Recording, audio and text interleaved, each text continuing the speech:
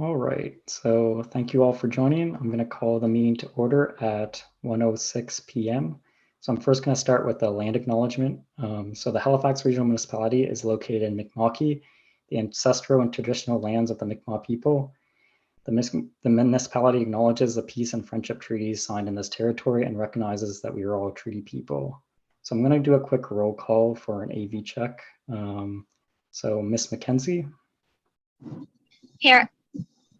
Thank you. Mr. McQueen. Here. Thank you. Mr. Martin. Here. Thank you. And we do have two staff on the line, Renee Towns, our Director of Revenue and Treasurer. And Hello. Hi, Renee. And we also have our Senior Treasury Analyst on the line, Isaac Sway. Hello. All right, so I'm now going to move on to the approval of the minutes of the previous meeting. So that was the June 6, 2022 one. Are there any requests for corrections or amendments?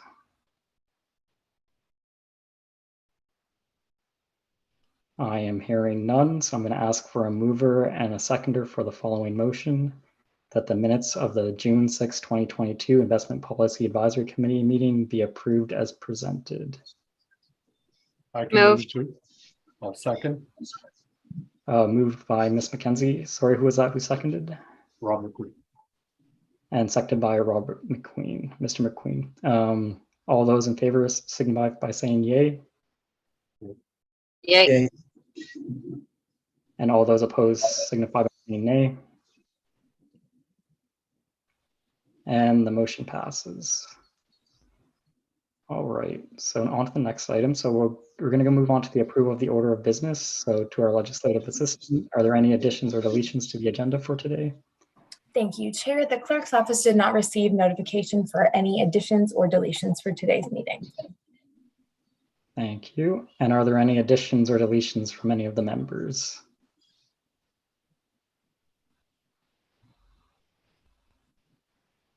I am hearing none, so I'm going to ask for a mover and a seconder for the following motion. So that the agenda of the September 12, 2022 Investment Policy Advisory Committee meeting be approved as presented. I can move. So moved by Mr. McQueen. Can I get a seconder, please? Seconded.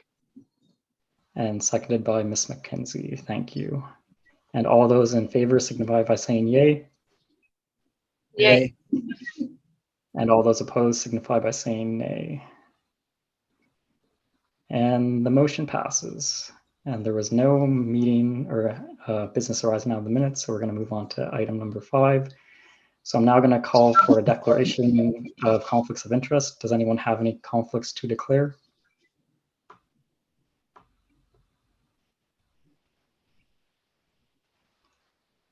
I'm hearing no, so we can move on to the next item. So there are no considerations of deferred business. So we're going to jump into our main items for this agenda. So that's under number 7. So our treasurer's report for the quarter ending June 30th, 2022. So this was circulated to the committee beforehand. So I'm just going to go through some highlights of the report. So in terms of investment activity for this quarter, our semi-annual rebalance occurred at the beginning of May. So we did make 2 additional purchases of money market investments during this quarter, and there were no additional bond investments made. So at the end of the quarter, we had about $108 million in money market investments. And for bonds, we held about $157 million in face value bonds. So compared to last quarter or this same period last year, we held about $180 million in money market investments and no bonds in the same period. In terms of performance, we had about $1.1 million in operating fund investment income for the year. So that was forecasted at about $1 million. So a slight positive variance there. And then the total investment income for the quarter was slightly over $3 million. So that would include income from operating funds, trusts, reserves, and related entities such as Halifax Water. Rate of return for the quarter was 0.35%, which we actually had the same in our projections. And we are currently anticipating an annual rate of return of about 2.5% based on our current projections. Moving on to the next page of the report. So in terms of our investment banks, we held about $594 million in our investment accounts at the end of the quarter, and that includes cash deposits, term deposits, and as well as some GIC investments. If we use the 1.8% as a proxy rate for BAs and BDNs, we actually saw an incremental loss for this quarter of about just under $100,000. If we had chose to invest in these BDAs, BDNs, and or BAs instead of our investment banks as we currently have them. So I'm going to sound like a broken record in a couple of minutes, but this is primarily related to the rapidly changing interest rate environment. So the proxy we use is an average for the period, and with rates going up as the period gets further on into the year, that pushed the average up. And when we applied this average to the beginning of the quarter when rates were lower and we had higher cash balances from our property tax collections, this resulted in that calculation showing up as an incremental loss in comparison to these BAs or BDNs. But I do want to note that once we've got past or in the third month of the quarter, this was calculated as incremental income. So it was really just that timing difference of the average being pushed up by rate hikes further into the quarter. So we can probably expect to see the same thing reported in Q2 and Q3 potentially as interest rates continue to climb. But once they do stabilize, we do expect this reporting to return to being reported as incremental income compared to what it is right now. And then in terms of our return on our investment accounts, for the quarter, it was about 0.41%. Moving on a little bit further, so in terms of the policy changes, so this is similar to last quarter where we saw decreases in both. So the 2007 change, which expanded our non-government weighting, the total gross incremental income impact from this policy is at $5.3 million. So we saw about a $420,000 decrease from this policy change in this most recent quarter. And similarly for the 2019 change, which expanded or excluded the operating cash requirement from our sector weights. So again, this saw about a $410,000 decrease, bringing the total positive impact of this policy change to about $2.5 million. So I mentioned the same thing last quarter, and I'll say it again. These decreases are really related to the rapidly increasing interest rate environment. So the benchmark that we use is the 1-year T-bill, and we use the average for the period. So where the benchmark is taking into account these future rate hikes farther out into the year and next year, our investment bank accounts are only reflecting the current rates in the market. So that's what's causing that decrease to be calculated. But I will reiterate, as I said last quarter, the policy changes are still overwhelmingly net positive for the municipality. And as interest rates start to stabilize, those will swap back to being reported as increases from those policies. Then moving on, we have, in terms of our bonds, there were no changes in the quarter. So our current holdings are there's 5 bonds with a total face value about $157 million. And the yields range between about 1% to a little under 1.4%. And maturities for these bonds are between June 2023 and June 2024. So we're seeing, or they should start to be maturing within the next 12 months for us. Then moving on to money market investments. So there were some purchases and maturities during the quarter. So we ended the quarter with 5 money market investments with a total cost of about $108 million. So we didn't have to do as many money market investment purchases in this most recent rebalance because of those bond holdings that we have. So that is why it is a bit lower than the same period last year. In terms of the quarterly return, it was about 0.22%, and the 1-year rolling return on our money market investments is about 0.47%. So again, going back to that benchmark, that 1-year T-bill, it is quite a bit higher at 2.5%. And part of this is related to us holding investments that we made during pandemic pricing / rates. So we still had investments from November 2021 in our portfolio during this period. And I do want to make a quick note that our recent investments in May were much closer to this benchmark. So moving on to our overall results. So as I mentioned earlier, so the return for the quarter was 0.35%, and our rolling annual return is 0.91%. So this compares pretty favorably to our benchmark. So the 5th percentile of that was 0.3% for the quarter and 0.6% for the annual return there. And before moving on to the next page, I just want to quickly highlight that our current operating investment income is forecasted at about $6.6 million for the fiscal year. So we've updated that in the past few months to reflect future rate hikes and where we think that is going to be going. And speaking of rate hikes, so subsequent to the reporting period's end, we saw 2 rate hikes on July 13th and September 7th, respectively. For 100 bips and 75 bips respectively.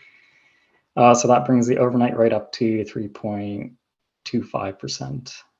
And there are some changes going on with forecasts right now, but from the most part, from what we viewed, most economists are putting the overnight rate between 3.25 and 3.5% by the end of 2022 before stabilizing. But we are continuing to monitor these forecasts and to see if anything changes in the future. In terms of strategy, it's remained the same or pretty consistent. So we're continuing to utilize our investment bank accounts for their higher return and additional liquidity, and we do rebalance into government instruments to manage our sector weights. And to wrap up on our investment or treasurer's report, so there was no losses in capital during the quarter, so that met our objective of preservation of capital. We maintained enough cash balances to cover up operational needs, so our liquidity objective was met, and our return exceeded the 5th percentile of our benchmark, so our competitive rate of return objective was met as well. So now I'm going to open up the floor to any questions about the report or comments. So just a quick question here on your, I guess your projections for the year, the 6.6 million. Is that based on, I think further up in the report, we talked about a forecast of 2.5% for the year projection? Oh, yes, it is. Yeah. Yeah. And is that based on the view of the most recent increases, or that's what your view is of the increases for the full year? Yes, so our forecast did incorporate a BIP increase and the 75 basis point increase last week. So when we did create that forecast, it did incorporate some of these increases. We stick to the more conservative side with the ending stabilization rate at about 3.25%. So there could be further increases, but yeah, we did incorporate those most recent hikes into our forecast. Yep.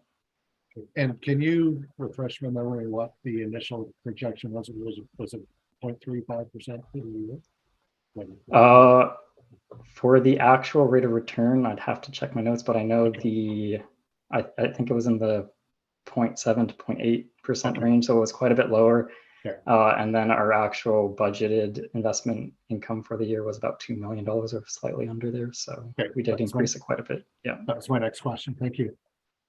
No worries.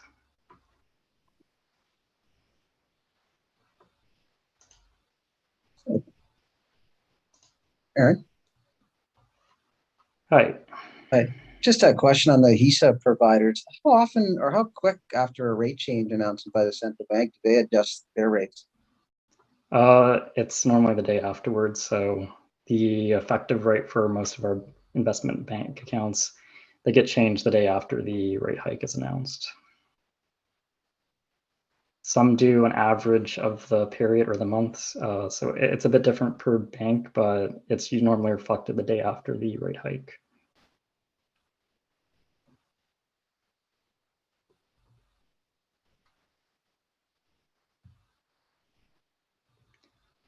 Were there any other questions or comments, or should we move on?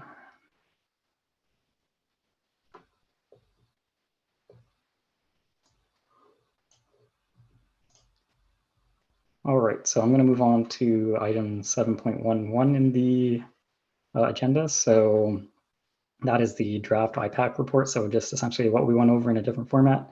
So this was circulated to the committee as well with the agenda package.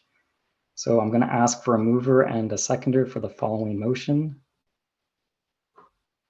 That the Investment Policy Advisory Committee recommend that the Audit and Finance Standing Committee for the Investment Policy Advisory Committee report for the quarter ending June 30th, 2022 to Halifax Regional Council for information.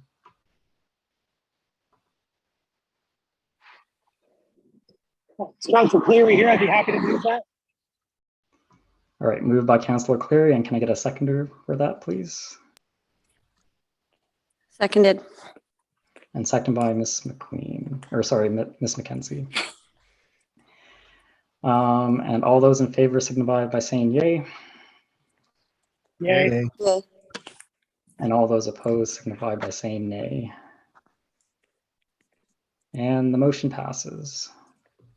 All right, so the next item on our agenda is the annual investment policy review. So we did circulate an additional memo to the committee as part of the agenda package, and I'm going to go through some of the highlights of that now, and then we can discuss some of the recommendations that staff are making. All right, to start with some background, so as we mentioned in the past couple committee meetings, so we do have this annual process to review the policy. And this memo is going to focus on some items that were brought up in past committee meetings, mainly around ESG, as well as an action under HELA Act. So HELA Act is the municipality's long-term action plan to essentially address climate change. So as I mentioned, so most of this memo relates to ESG, incorporating ESG principles into the portfolio, but there are a few general recommendations that I'll touch base at the very end. So under HELA Act, under section 5.4, action number 40, the action is to incorporate ESG principles into the management of municipal funds. And so for over the past few months, staff has looked at the various options available and strategies available to do this without conflicting with our current policy objectives.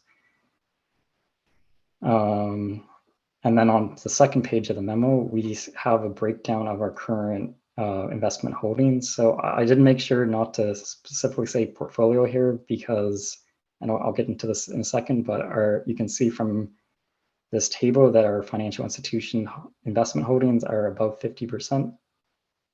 So this is because we exclude our operating cash requirement from our portfolio when we rebalance. So during our most recent rebalance, we calculated about $370 million required for the next 6 months of operation. So that was taken out when we did our rebalance and held in liquid investment bank accounts. But this table is really to illustrate how much of our investments are in financial institutions. As we go through this memo, that most of the analysis relates to that portion of our investments. So as I mentioned, over the past few months, we have looked at quite a few different products that are offered by our various banks and different strategies available to incorporating ESG into our portfolio. And unfortunately, not too many of them are really that applicable to us, given our current holdings and our objectives. The products available are either very long-term or have high capital commitment requirements. And they do also generally have lower returns than comparable investments. So the products available didn't really match what we were looking for. And most of the strategies also didn't really fit, with our portfolio primarily being cash deposits and government debt. So there was quite a few things that really didn't fit what we were looking for. But with that said, we did identify one strategy called positive screening that could have some of its methodology applied to HRM's portfolio to get that ESG principles incorporated into it. So just to quickly define what positive screening is, so it's just investing in certain companies with positive ESG performance. And as I mentioned above, so this methodology, I'm only going to be talking about it in relation to our financial institutions. So there's just too much of a lack of reporting and scoring available for government sector investments to have this conversation and provide an adequate analysis or recommendation for that portion of our portfolio. So this memo and the recommendations really focus on the financial institution component. But as outlined in that table above, a good chunk of our total holdings are in financial institutions. So to apply this methodology, we would just look to invest in certain companies based off ESG performance. So for example, we could have examined our various financial institutions that we hold funds with and see if their performance exceeds a certain value. And we did identify two methods to do this. So we could score each FI ourselves using an annual ESG questionnaire. And I think Ms. McKenzie did mention something like that at our last committee meeting. And then the second option would be to use an established ESG rating from a company such as S&P Global, which is a credit rating agency, or MSCI, which is an investment research firm that's owned by Morgan Stanley. And then moving on a little bit further, so both S&P Global does not actually comment on whether they consider a rating to be good or bad or high or low, but MSCI does. So we did calculate what we think the approximate equivalent would be for S&P scores. Take these numbers with a little bit of a grain of salt because the methodologies aren't the exact same. It's comparing apples and apples, but think of it as comparing Macintosh apples to Granny Smith apples. But it does give us an idea of what we can consider leaders in ESG, who are average and who are considered laggards when comparing the scores. Then moving on a little bit further to the methodology. So I'm primarily going to focus on S&P Global, and I'll get into why when we talk about the recommendations. But in terms of their methodology, they primarily use a corporate sustainability assessment to assess the ESG scores of each company. So they invite quite a few, or about 10,000 companies to participate each year. And if a company does not choose to complete one, they would score the company based off publicly available information. So about 200, or about half of these 200+ page questionnaires are common across all industries. So the core factors are all the same. So those are core factors that are all the same. And with the other half being about half being industry specific. So based on some conversations we had with S&P Global, the 3 ESG components for the financial sector are broken down about 13% E, so environmental, about 32% social, and 55% governance. So with all that in mind, we did come up with a few recommendations. So staff is recommending that we incorporate ESG ratings into the financial institution component of our portfolio. So we do have a regular counterparty review that we do on a scheduled basis. And part of that is looking at the credit rating. So it'd be easy enough to incorporate monitoring ESG ratings into that review, and that could be subsequently reported to the committee. With the goals set out in HELA Act, we do believe examining this ESG rating would provide some comfort into knowing that we aren't investing in companies considered laggards. But we do recognize that ESG ratings are quite a new development in this industry. So it's currently quite evolving, and there's no clear industry baselines or guidelines. So as I mentioned above, we can compare S&P Global and MSCI scores, but their methodology isn't standardized, so it can be a little bit hard too. So as a result of these uncertainties, we are not recommending implementing a minimum ESG rating at this time. Instead, we're going to recommend highlighting the ESG rating for the committee to review annually or upon any major changes to the scoring. And then when we're reviewing that as a committee, we can see at that time if any reallocations are needed for counterparties. So moving on to the next recommendation, in terms of where we can obtain the ESG score, staff recommends using the rating agency S&P Global for these. So we believe that the questionnaire that they provide will always be more in-depth than anything staff could create or score. And unfortunately, MSCI does not rate National Bank of Canada, and it would not provide the same coverage in terms of counterparties that hold municipal funds. Then moving on to our second to last recommendation. So this is getting into the more general ones now. So staff recommends we also remove 4 counterparties from our approved listing. So we don't have any funds with these counterparties currently, and nor do we have any plans to really invest with them.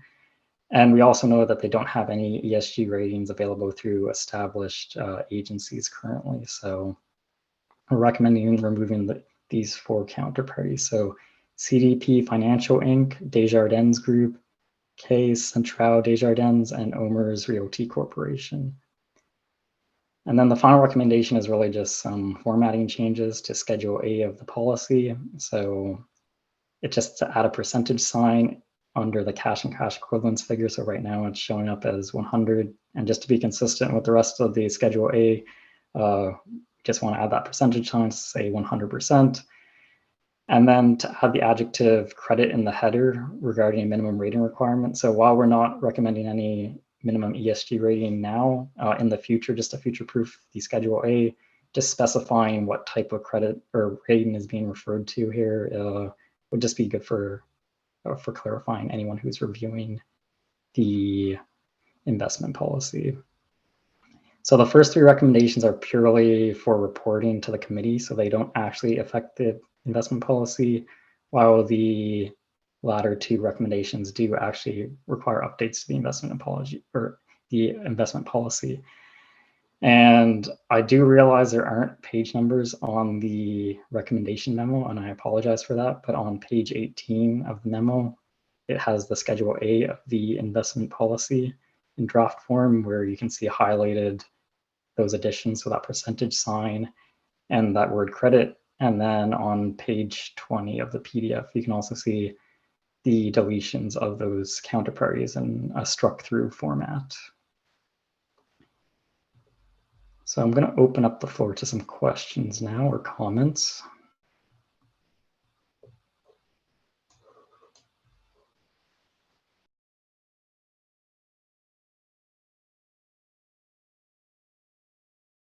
A question on the industry average score. I think showing 29%.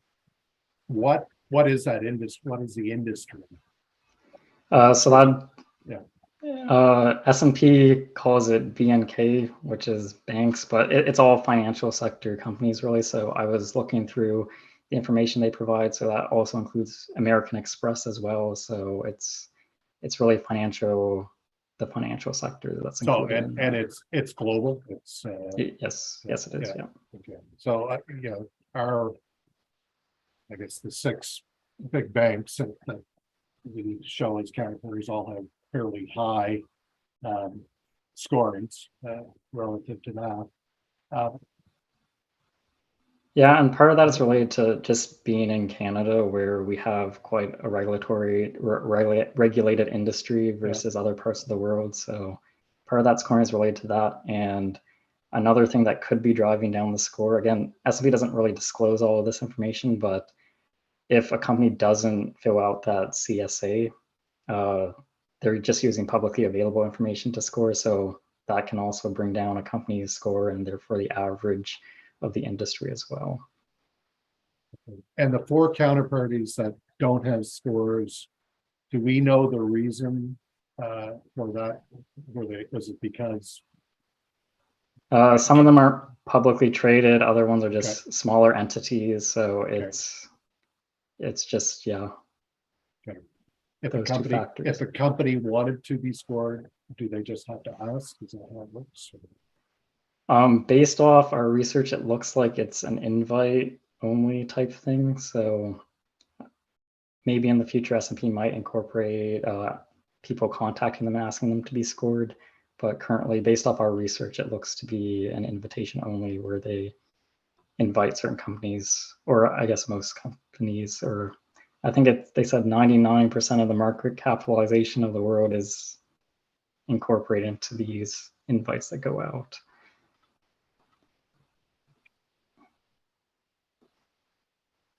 Thank you.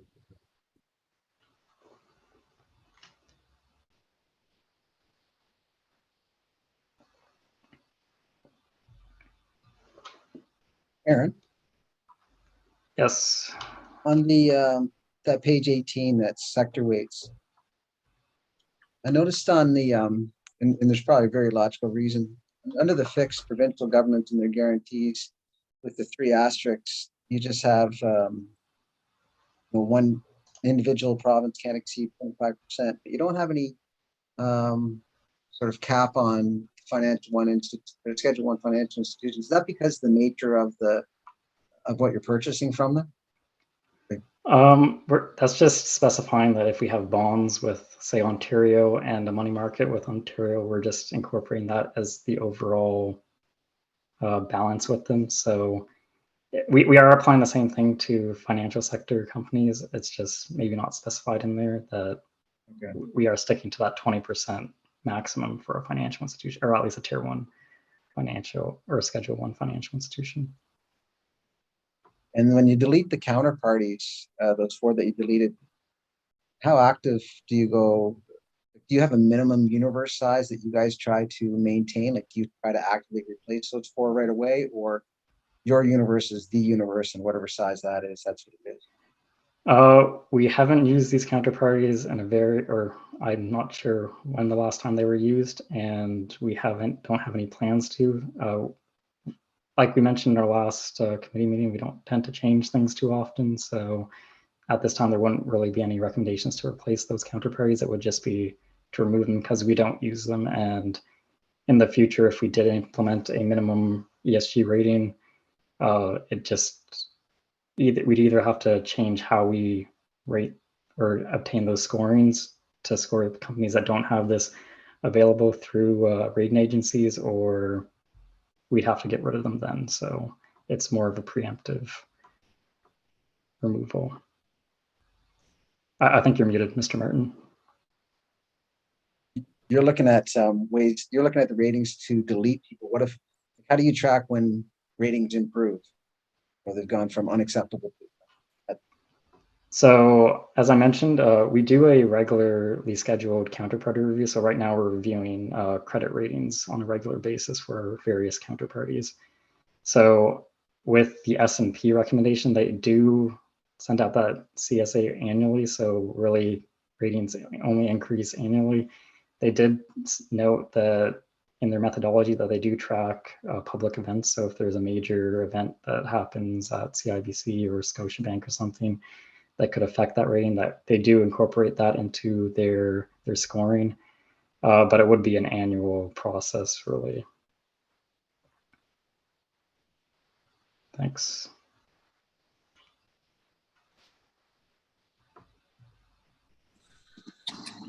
Just a quick comment. I think given the parameters that you described, I mean, we don't have a large stable that we draw from, and it tends to stay the same. And also, I think municipal focus of this type on ESG is still pretty new. I think this is a pretty good recommendation.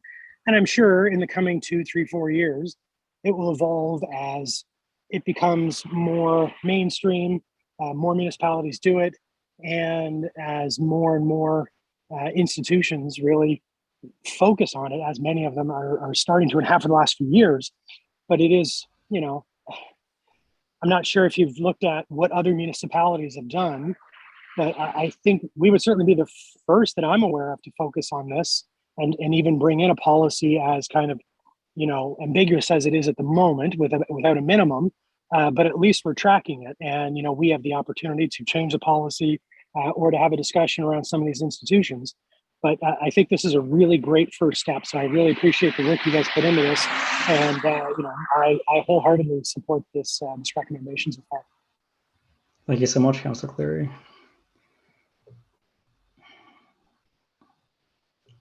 Were there any other questions or comments on the memo?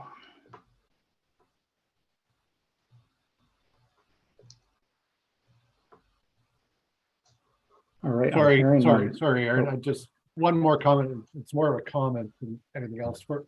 So the counterparties that you're recommending that be removed, I guess I'm not 100% convinced they should be removed solely because they don't have an ESG rating. I mean, there are reasons for them not having an ESG rating. Part of it having to do with the size and whether they're publicly traded companies or not. But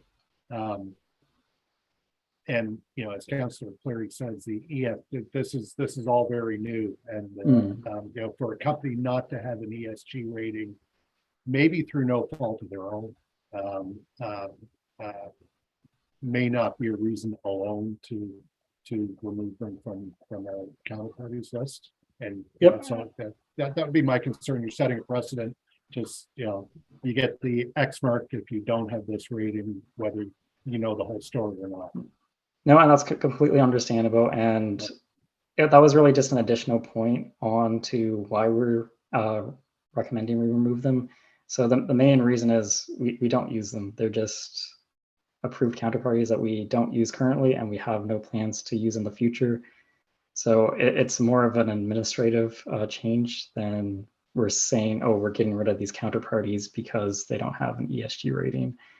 I don't know if that addresses some of your concern or not, but that's more of that would be my approach as well, rather than just because they don't have the rating. Yeah, makes sense. No, and we just want to mention that in addition to us not using them, they don't have that ESG rating available, since we were discussing it earlier in the memo. Okay, thank you. Worries, great questions from everyone.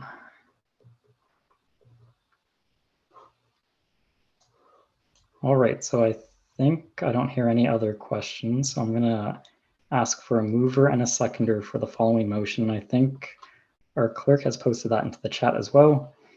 So that the Investment Policy Advisory Committee approve the following changes to the Investment Policy Advisory Committee quarterly report structure.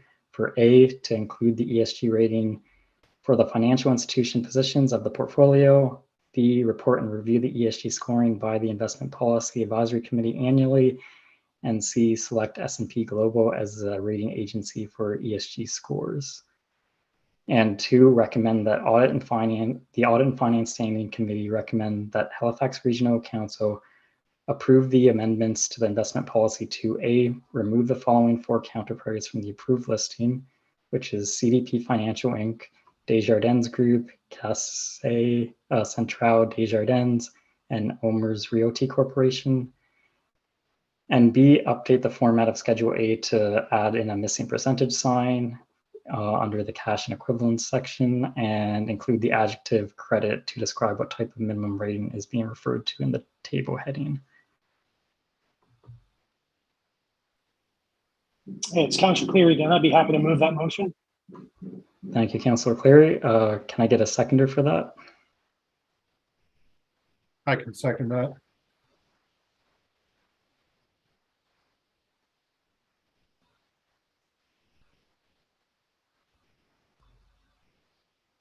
Anyone at all? Sorry. Yeah, I can second that.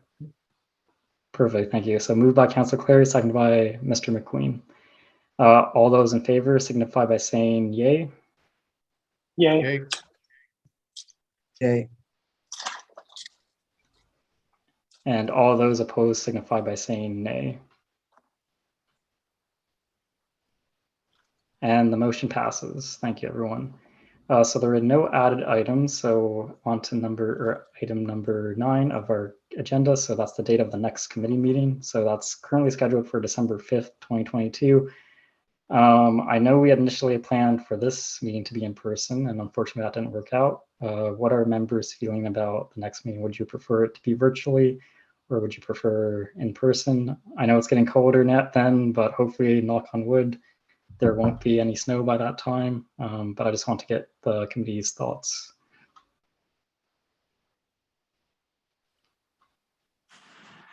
I'm okay either way, whatever works for everybody. I'm usually in the city anyway, so if in person works, that works for me. Thank you, Ms. McKenzie. I'm the same as yours. Yeah, I was going to say the same thing. I think the convenience of virtual is great because our meetings are usually pretty short. Yeah, but it is always good to get together, see each other, and see the the room, as it were. Yeah. And this will be our final one, will it? December for this group? Annie, can you comment on that? Thank you, Chair. I believe that members are able to reapply if Okay. your terms are ending.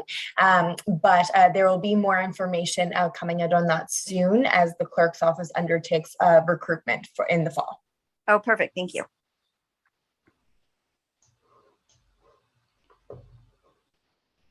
Awesome. Well, I think on that note, I'm going to ask for a motion to adjourn. Can I get a mover for that?